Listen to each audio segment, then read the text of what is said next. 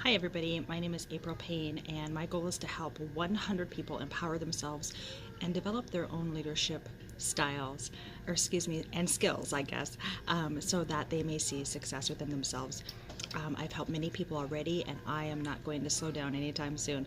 Too many people I've seen are struggling time after time, and I'm so tired of seeing people giving up on themselves. I'm here to tell you, don't give up. You can do it. And I want to help you so that you don't ever have to give up on yourself again. So let's get to metabolism. So I'm going to speak with you about metabolism, what it is, foods that rev up metabolism, and other ideas, tips, and tricks to rev up your metabolism. So what is it? So a good way to explain it is like a car's engine. A car has to have an engine to move. Metabolism is like that in our body. A car runs on gas. We need calories. Most of our calories are burned through our body doing its just regular, ordinary job, such as fueling our cells, keeping our heart pumping, the blood circulating, lungs breathing, our digestive system working, and our brain neurons firing. By the way, did you know that your brain alone by itself, in order to function, needs 420 calories a day? 420 calories a day just for your brain. So also, when you're asleep, you're burning calories. So here's the steps on how metabolism works. First, you eat your food. Then your body breaks down the food into its simplest form of carbs, protein, and fat. The calories in those things are then converted to energy. However, I know there's a big question out there. Is there a way to burn more to get faster metabolism? Absolutely. And it begins with what you eat and how you move. There are 3 other factors, though, that affect our metabolism: genetics, stress, and sleep. So let's talk genetics. I know you have your own DNA. I know people have said, well, my mom's big, my dad's big, therefore I'm going to be big. It's not true. It does play a factor, but your lifestyle still plays a role in how fast or slow it is. Stress. So if you have long-term stress, that's going to release hormones that totally screw with your digestion, so your food isn't used efficiently. And sleep. This one is critical. When you shortchange your body on sleep, it's pushed into conservation mode and you burn fewer calories. So, food's burning fat. We've seen them all online, haven't we? And if you believe everything you see online, you probably think there are tons of miracle foods, right? There's negative calorie foods, there's spicy foods, all of that. But here's the real deal. One of the things that's mentioned out there is turmeric and spicy foods. So there are compounds in turmeric that have been linked to reduce your risk of chronic inflammation, which is connected to obesity. But sadly, more turmeric doesn't rev your metabolism up. Spicy foods, it might help mobilize fat cells to be used for energy, but you would have to eat a ton. For example, in a recent study, there are people who took a daily supplement for 12 weeks and they lost less than a pound. 12 weeks. So it's not very effective, and it's going to take a lot of effort and massive action, which is not realistic. Let's talk tea and coffee. I've seen these things. Oh, the magic bullet coffee, right?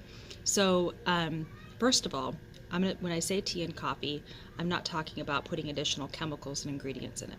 Talking straight up tea, straight up coffee. There are a few small studies that have linked a faster metabolism to certain teas such as green and black, as well as caffeinated coffee. However, because your sleep is key, you have to find that balance. If you have too much of that coffee and that caffeinated tea, it's going to keep you awake. So you have to find the balance. I personally drink coffee in the morning, and then sometimes I'll drink another coffee in the afternoon, and that's it.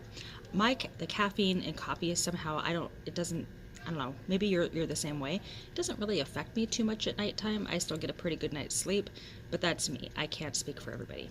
And the last one is negative calorie foods. Big secret, there's no such thing. No such thing as negative calorie foods. Everything has calories. There's no scientific basis to the perception that some foods like celery and sugar-free gum boost your metabolism. It's a myth, sorry. So let's talk about eating to burn, though. When your body breaks down your meal, your brain's going to get some feedback signals. The signals come from the nutrients, your hormones, and how much you're moving around. Then it decides if it wants to use the calories right then or store them. That is what affects your metabolic rate. So let's talk about how much you eat. If you consistently take in more calories than you need, it will get stored as fat. Portion control is key. I think, in my opinion, that's the biggest problem ever, is the portion control. When you eat, eating meals 3 to 4 hours apart at the most keeps your metabolism going. People who skip breakfast, they tend to have a surge of a hunger boosting hormone, which is ghrelin, and that happens in the afternoon, so they end up munching before bed, which causes disruption of sleep and also screws with your metabolism. Eat breakfast, even if it's something small. So, what you eat. You want to skip low nutrient, simple carbs. Those are things like white pasta, white flour, white rice, etc. They are digested so quickly that they set off a ton of metabolic reactions that leave you hungry again. Instead, eat a combination of fiber, heavy, intense carbs such as whole wheat pasta, quinoa, brown rice, etc., and protein, which is going to keep you full, so you will eat less. If you disagree, eat some white rice. See how much hungrier you get, and see how much you eat in order to get full. So, been there, done that. White rice versus brown rice. Start liking the brown. In fact, here's a tip. Mix your white and brown. If you're not too hot on the brown rice to do that right away, mix it up, do half and half, and start that way, because that's what really helped me. So here are some moves that fire up your metabolism. Well, but first of all, I want to tell you there are so many reasons to exercise. So many. It's not just to burn fat, because your nutrition is what's going to help you reach your health goals. It's the nutrition that's the key. Exercise is a bonus, but exercise is so important for your heart, brain, bones, and your immune system. The more you move, the more calories you'll burn. But exercise, and I'm going to emphasize this, exercise will not zero out a high-calorie, bad-quality diet, because you are not going to burn enough. I'm going to repeat that. Exercise will not zero out a high-calorie, bad-quality diet, because you won't burn enough. You're not. What exercising can do is make your metabolism speedier, because it increases your levels of testosterone and growth hormone. Here's how you can do this. Cardio. Cardio produces that afterburn, which means you're burning calories all day. Strength training. Not only is this crucial for women over 40 so that we keep our bones strong and prevent osteoporosis, but building muscle revs up your metabolism. Even when you're resting, muscle burns 4 times as many calories as fat. So the more muscle you have, the more you're going to burn. And there's a thing called the NEAT movement. These are the non-exercise things you do. And that's like fidgeting during a meeting or running to the water fountain. That can help boost it a little bit. But I would not count that as a main form of exercise. To close out, I want to give you some fun facts. Of the calories you torch, did you know 60 to 75% are expended to fuel hardworking organs like the brain, heart, and lungs? Did you know 15 to 30% of the calories you torch are used as you move? And 10% are burned by the process of digesting food and drink.